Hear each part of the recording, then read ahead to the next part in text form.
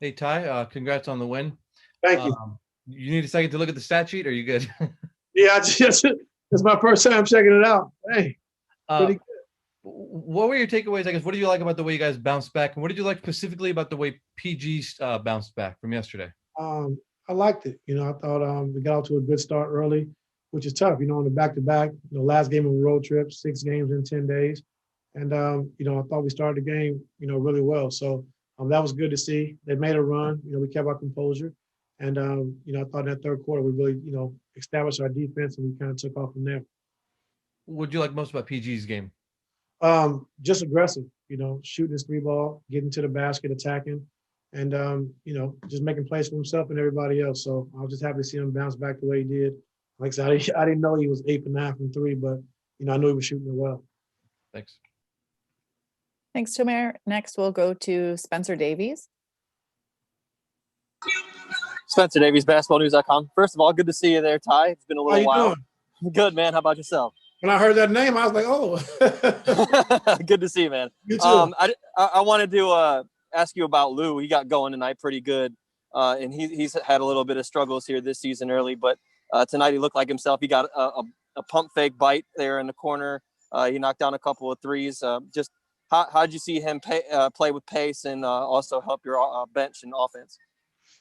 He was really good. I thought his pace was good. I thought him getting to the basket, getting to the paint, was really good and creating for others.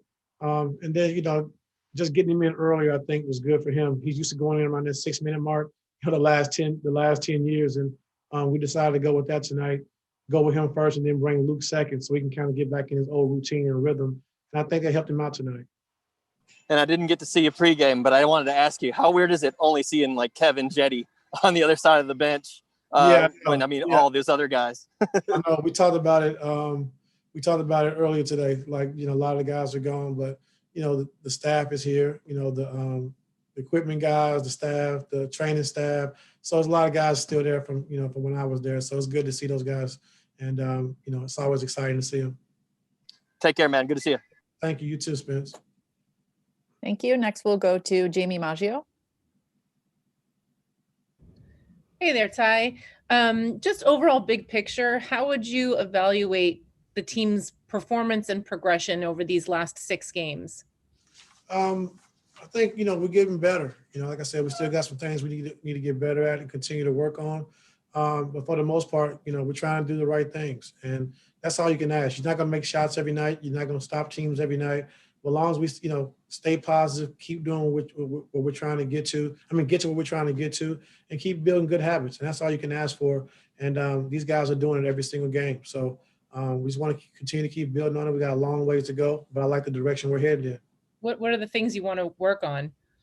I'll take advantage of mismatches. I think making certain passes and reads versus pick and rolls. I think, our small pick and rolls, I think we got to get better at when teams are trying to show or teams are switching. We got to get better with switch defenses. So, offensively, it's about 6 or 7 things we want to get better at. And we can do that. So we're going to continue to keep working on that every day. Days of practice, shoot arounds, and just keep getting better at it because I think going forward it's going to be big. It's going to be huge for us. Okay, thank you. Thanks. Next, we'll go to Ohm. Hey, Ty, you start this trip without PG and Kawhi. You're not certain when they might come back. You hope that they were going to come back at a certain point, and then you don't have Pat Bev the entire trip. You go 4-2. I'm wondering what's the biggest thing you probably learned about this team on this trip?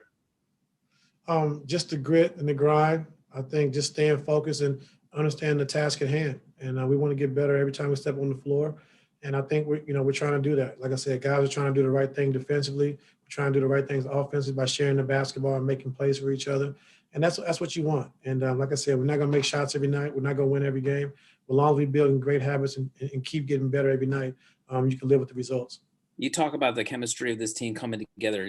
It's a constant progressive thing. Is there one moment on this road trip that will stick out with you that you think hey, man, that was a moment where we grew?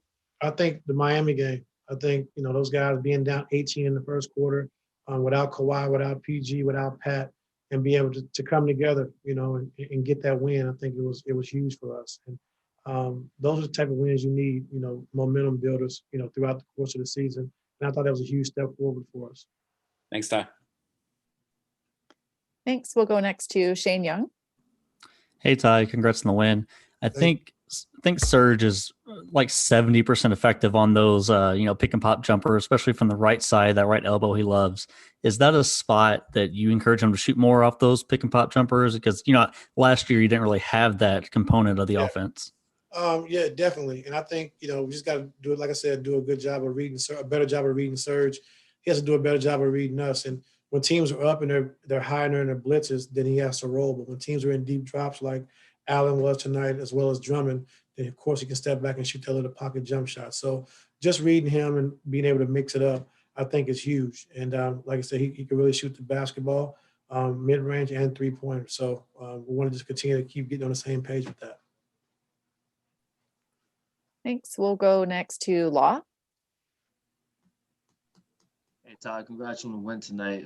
The first half, you had Sexton and Garland combining for 28, and they were really efficient. They were really getting to their spots. No threes at all, just mid-range in the paint, basically.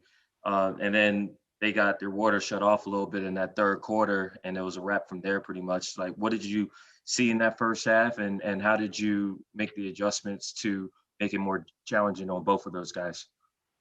I think the biggest adjustment was not making an adjustment. We came in at half.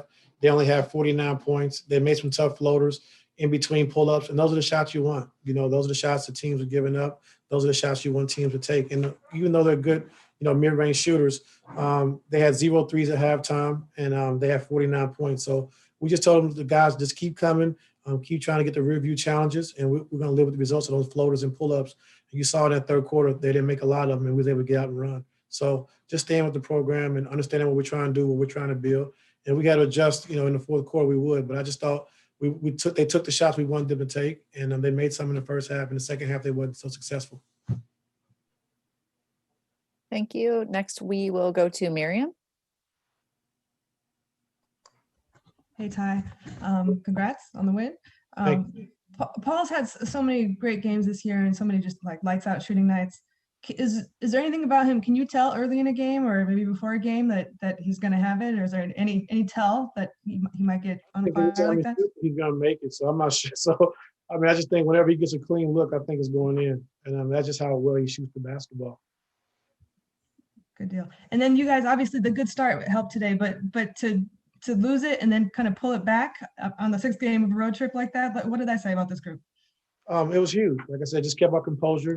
We stayed with the game plan, understanding what we wanted to give up and what we wanted to take away.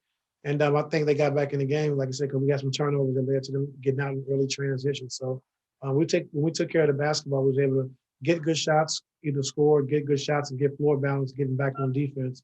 And that helped us in the second half. Thanks. We have time for one more. We're going to go to Farbad. Hey, Coach. In the first half, it looked like Zoo was struggling quite a bit, and then he finished the night, tying his career high in rebounds and really took off. Was there something you said to him to kind of prop him up, or did he just kind of figure it out on his own tonight? I thought he did a good job getting offensive rebounds. They were stripping him low like 3 or 4 times in that first half. And I just told him, like, if you don't have, the shot to go back up, just kick it back out for 3. And either if they don't have the 3, then run back into the pick and roll. So I thought, in the second half, he was able to settle down a little bit and actually do that. But, he was great on the glass tonight. We needed, especially with Big Drummond and Allen, the way they crashed the glass, to have Big Zoo getting 16 rebounds was huge for us.